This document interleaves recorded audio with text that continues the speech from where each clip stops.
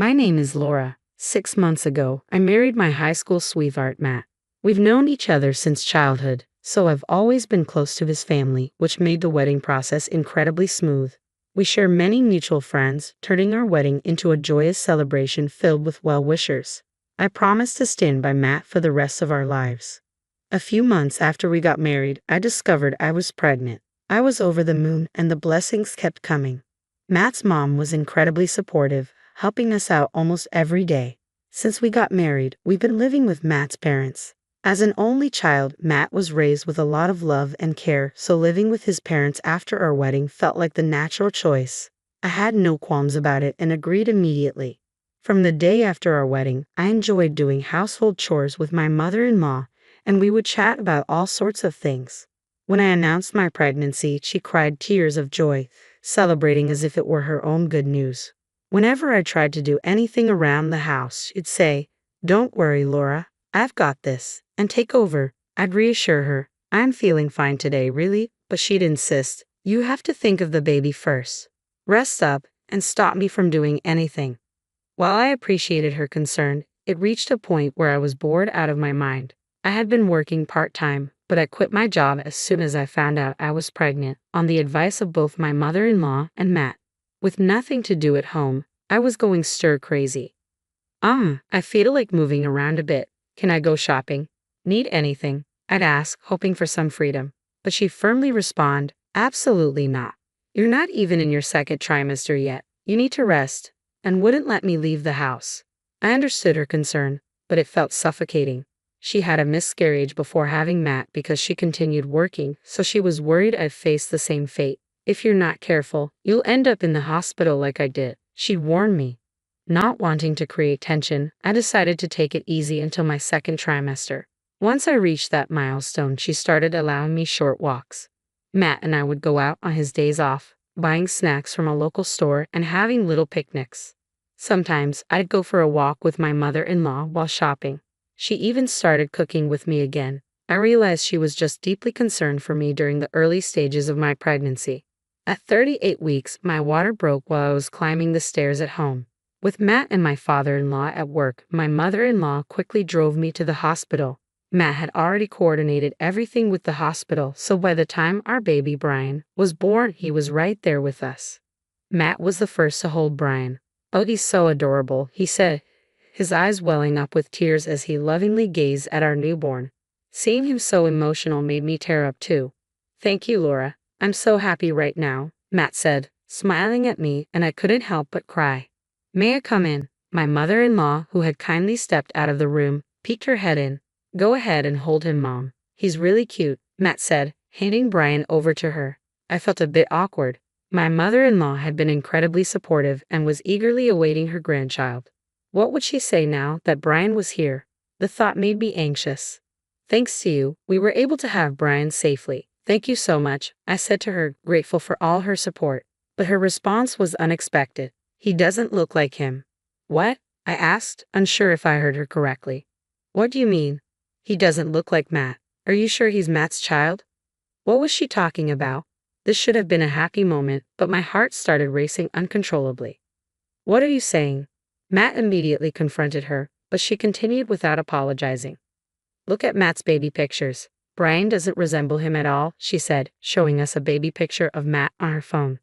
"Well, they don't have to look exactly alike," I started to say, but before I could finish, she stormed out of the room, exclaiming, "I can't deal with a child whose parentage is in question." "Hey, Mom," Matt said, following her out and leaving me alone. I looked at Brian's face and started to cry. He looked so much like Matt, especially around the eyes and ears. Matt never returned to the room and only texted me to say he was going home with his mom. I was stunned by his behavior but too exhausted to confront him. A few days later, on the day of my discharge, Matt came to pick me up but seemed distant. "What's wrong?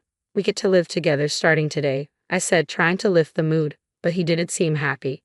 "Mom's still upset. Try not to provoke her," he said. I had just given birth and was mentally and physically drained. Why did I have to be considerate of her on the day I was discharged? I didn't say anything and the ride home was silent. The tension didn't ease even after we got home. As soon as I walked in, my mother-in-law greeted me with sarcasm, saying, "Oh, you're back. My father-in-law avoided eye contact, and my mother-in-law continued with snide remarks. I've told you many times, this child is Matt's. His name is Brian. Won't you please love him? I pleaded, but she ignored me completely. Say something, Matt, I cried out, but he responded coldly, it's true. He doesn't look like me. At that moment, my tears dried up. Matt, who should have supported me, had abandoned me. Looking back, I wish Matt had stood up to his mother, but instead, he sided with her. I felt hollow and resigned myself to the idea that my mother-in-law might never love Brian. Matt wasn't helping with childcare either, which only added to my stress. Can you feed him formula while I take a shower? I asked. Matt replied, I have been working all day. Why should I lose sleep over a child who might not even be mine? I couldn't believe this was happening. Never mind, I said, feeding Brian the formula myself and quickly taking a shower once he fell asleep. This had become my life. If it had only been my mother-in-law, I might have considered getting a DNA test to prove her wrong. But even Matt wasn't convinced Brian was his. That hurt more than anything. My parents had moved to the countryside soon after I got married, so I couldn't rely on them for support. They had been thrilled about my marriage and had welcomed Matt as if he were their own child, which made it impossible for me to confide in them. After months of this, my mother-in-law, who had been avoiding me, finally spoke up. Laura, can you bring the baby to the living room? All right, I replied. My mother-in-law had been ignoring both me and Brian, and I thought she might finally apologize. But my expectations were quickly dashed when I arrived in the living room and found both her and Matt sitting there. Could you please leave with that child? She demanded. What? I was stunned and at a loss for words. She glanced at Brian and continued, he still doesn't look like him. I've had enough. Matt remained silent. At that moment, I couldn't take it anymore. Fine, if that's how you feel, I'll pack my things and leave, I said, grabbing the divorce papers and starting to pack. Matt said nothing and continued his conversation with his mother. Make sure you pay child support, she said. How can we when we're not even sure he's Matt's? My mother-in-law shot back. I was seething with anger. Without saying another word, I left and went to my parents' house. I explained everything to them, and though they were initially confused, they welcomed me with open arms. I decided to stay with them while I looked for a job and saved some money. I had requested child support from my ex-husband through a lawyer, but the payments never came through. I was determined to cut ties with my ex and his family, so I chose not to press the issue of the unpaid support.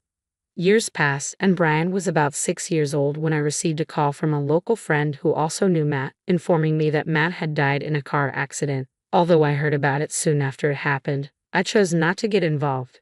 Brian was in a busy, active phase, and we didn't attend the funeral. A month later, while catching up with local friends and returning to my hometown for the first time in years, I decided to buy a gift before heading to my friend's house. So Ryan and I went to a department store we used to visit as a family. Laura, I turned around to see my mother-in-law, whom I hadn't seen in years. I stood there, stunned, as she quickly approached us and said, You're Brian, right? And began talking to him. Brian, I'm your grandma. You really look just like Matt, she said. I couldn't tolerate hearing that. Enough is enough. Because of you. Wait, I started, but she cut me off. Don't be so angry. I've wanted to see you for so long. Feeling my frustration rising, I said, Excuse us, and pulled Brian away, leaving the scene. Was that Grandma? Brian asked. I had kept his grandmother's identity a secret until now, but Brian, now in elementary school, was genuinely curious and kept asking, Is it Grandma supposed to be your mom? Who was that lady? I couldn't avoid it any longer, so I explained it to him in simple terms. When we got home, Brian looked up at me and said, Mama, you've been through a lot, huh? As he patted my head. His kindness made tears well up in my eyes. I felt deeply grateful for having him in my life. A month later, my mother-in-law showed up at the apartment where Brian and I were living. How did you find us? I asked, surprised. She replied, I asked around through Matt and our mutual friends. I finally tracked you down and pushed her way inside. Please leave, I said firmly. She responded, Matt died in an accident, and my husband passed away from illness. You two are all the family I have left. Brian came out of the next room, likely drawn by my mother-in-law's loud voice. Spotting him, she said, Brian, why don't you come live with Grandma? I have a bigger house and can give you lots of delicious food. Stop it, I said as my mother-in-law pulled out a thick envelope. It contains $50,000 for child support. You two are all the family have left, so please come live with me, she said, pushing the envelope toward me.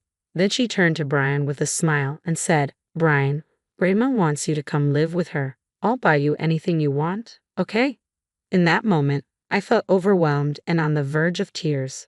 I was torn between questioning why now and wondering if I should deny Brian the chance to have another grandmother. I was at a loss for words. Then Brian spoke up. I'm not going. My mother-in-law let out a confused sound at Brian's words. Brian, what are you saying? You can live with Grandma.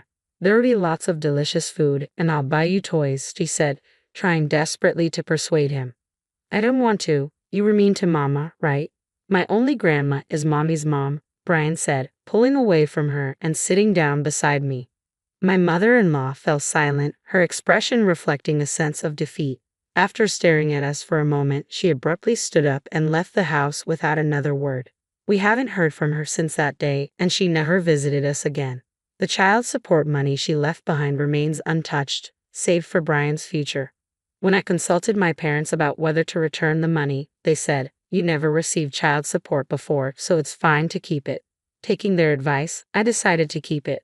I hadn't heard anything about my mother-in-law since then, but honestly, it no longer matters to me. I have Brian, who is so strong and steadfast by my side. Even at his young age, Brian protected me from his grandmother's advances and chose me over her tempting offers. I love him with all my heart and am committed to raising him responsibly. I want to ensure his happiness, even without a father, now and forever. //